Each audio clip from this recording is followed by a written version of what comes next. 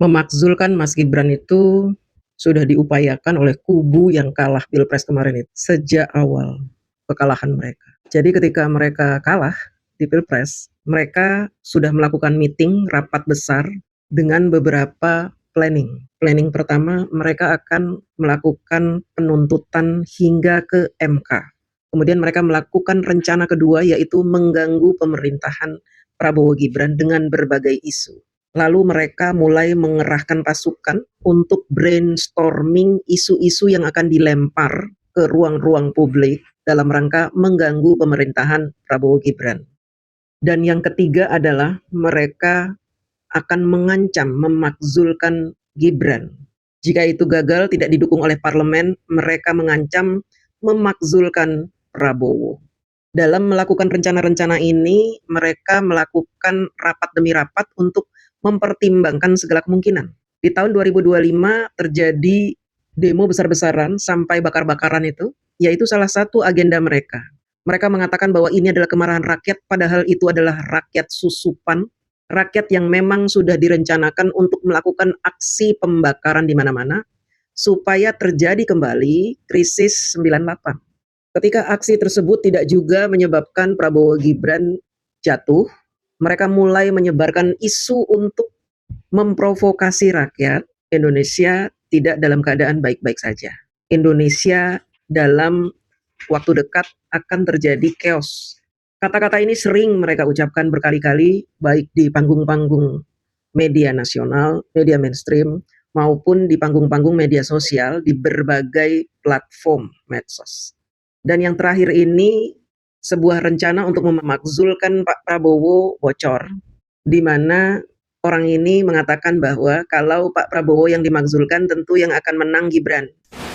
Apa lebih tepat, kita menyerang habis Prabowo sekaligus atau kita memprioritaskan yang lain? Misalnya Wapres, kita prioritaskan untuk itu.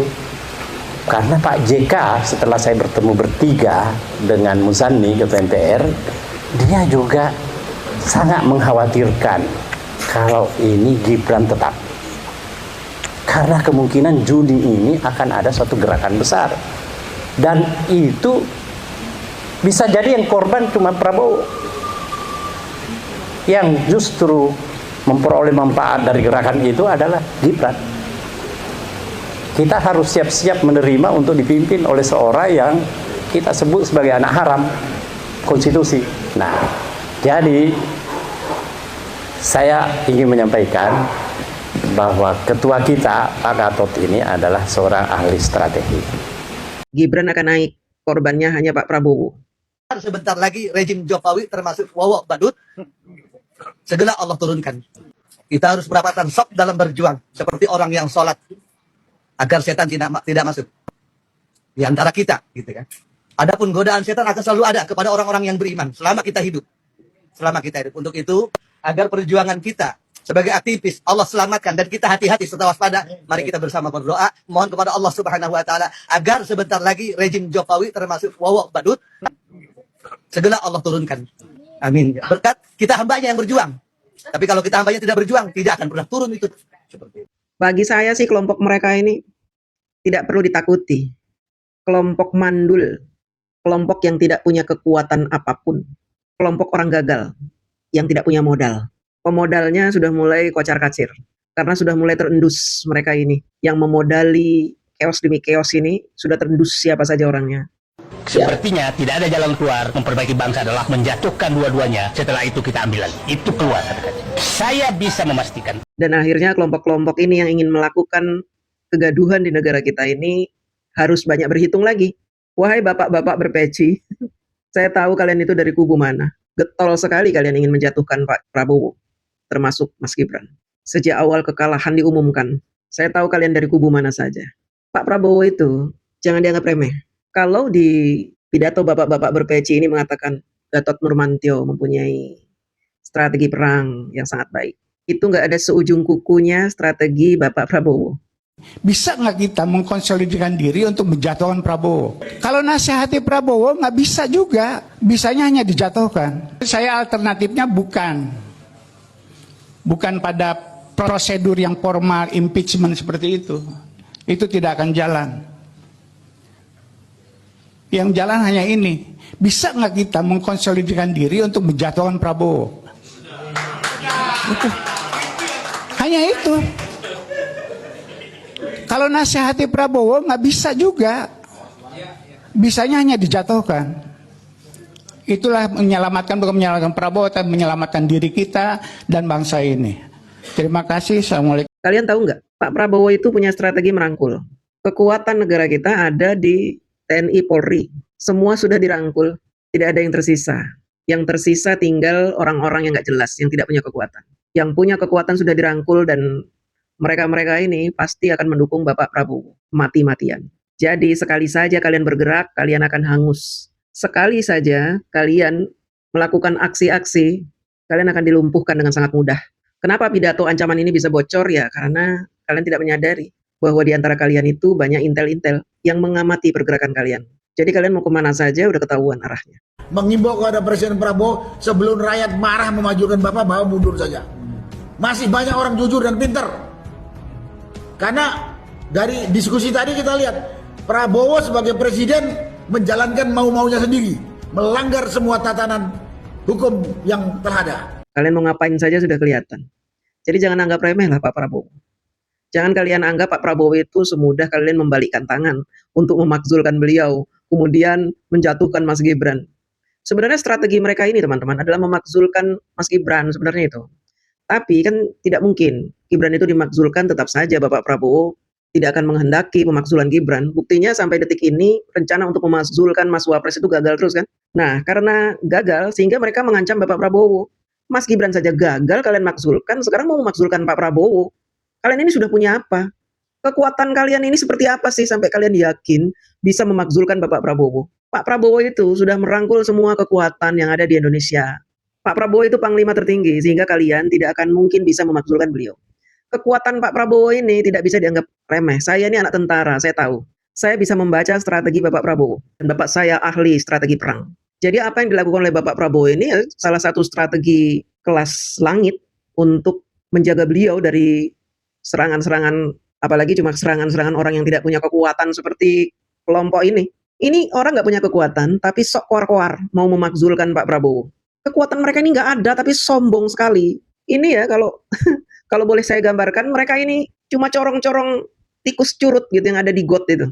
Jadi kalau kita tidak ikut memberi panggung kepada mereka itu, mereka nggak terdengar itu suaranya. Tapi kan saya perlu memberitahu kepada mereka ini bahwa ancaman mereka untuk memakzulkan Pak Prabowo ya itu nggak akan pernah berhasil. Makanya kita mendengarkan kemarin ada isu katanya nanti akan terjadi chaos tahun 2026 di bulan Juni. Nanti akan ada upaya makar dari lingkaran istana. Itu hanya bisik-bisik saja untuk mengancam pemerintah supaya pemerintah menyadari bahwa pemerintah ini posisinya tidak aman. Padahal ancaman-ancaman seperti ini seperti debu, nggak ada artinya. Saya saja nggak takut diancam oleh Bapak ini. Apa sih yang bisa mereka lakukan untuk menggoncang Indonesia? Mereka punya kekuatan apa gitu? Punya nuklir seperti Israel gitu kan? Enggak. Mereka kan hanya modal bacot. Mereka kan hanya bermodalkan narasi untuk menakut-nakuti rakyat. Padahal tidak ada isinya. Cuma nakut-nakutin doang. Kalau semut itu, mereka cuma semut kecil itu yang gigit sakit kecil, cuma kita pelites langsung modar gitu. Jadi ancaman-ancaman seperti ini sebenarnya sudah terbaca sejak mereka kalah Pilpres. Bagaimana geng 16% dengan geng 24% bersatu untuk melakukan gugatan terhadap kemenangan Prabowo Gibran.